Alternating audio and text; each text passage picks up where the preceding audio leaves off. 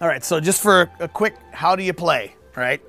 So you can see on the mini map on the side, there's a bunch of jiggies, those are obvious, right? So those are the challenges. But you'll also see some steering wheels if you look closely, right? So I can grab this first vehicle.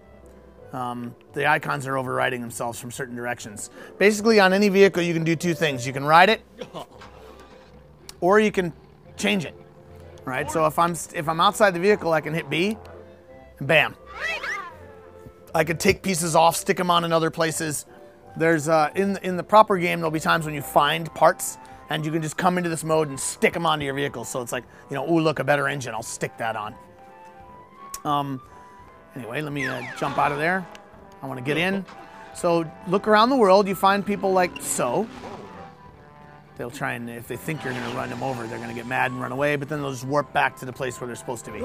So if I walk up and I talk, this is the other thing that's missing from this build. X is talk. Note that that's missing from the screen here. So you might go, hey, why he doesn't like me? No, you just hit X, and then you'll talk to him and he'll tell you what to do. Before I get onto one of those though, I want to have a look around. If you've played any of the Banjo games, this is the level that plays homage to your fandom. It's Banjo Land. It's literally a game world built out of parts of every level that's been in a Banjo game. So you see, how about I drive around and take a look? Here's one right here. There's a little Glitter Gulch Mine was a level in Banjo, and it's kind of trapped here under. If you go up and talk to the little nice museum stand guy right there, these are not completely done, but you highlight them, hit this, of course, tells you X. Oh, they've upped the font.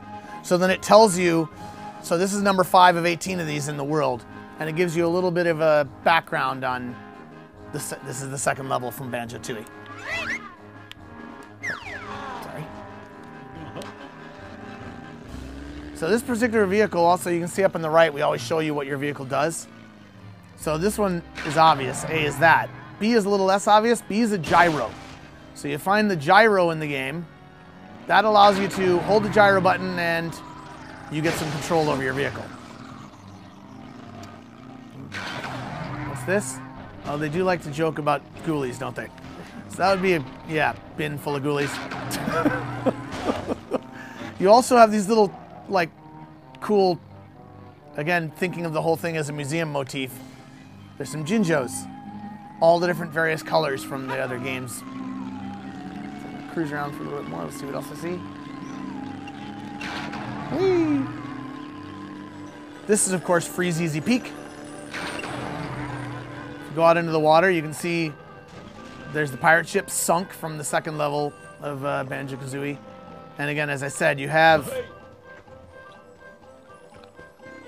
definitely need a submarine vehicle, or again, this is being the E3 build, you don't drown, you just, Kazooie slaps you a couple times and you wake up. But the underwater world is far too big to swim through without drowning. So you need to have a vehicle that has the little airtight. One of the things that you find is an airtight seat. There's different types of seats, and once you have the airtight seat, you can stay underwater as long as you'd like. And the pieces are additive, so it's another thing that's kind of it's good fantasy. I mean, I guess it's true in the real world. You get a boat, you have one engine, it's fast. You put 2 engines in a boat, it's faster. Right? Same sort of thing here. If you get an engine, you find a big engine, you don't necessarily have to take off the little engine. Just stick the big engine on there and hey, I'm going faster. But now I'm sucking up way more fuel. So I'll stick 2 or 3 gas tanks on. But jumping is a good analogy of that. You stick one spring on and you're going to jump so high, but you can find multiple springs. And those will give you additive abilities.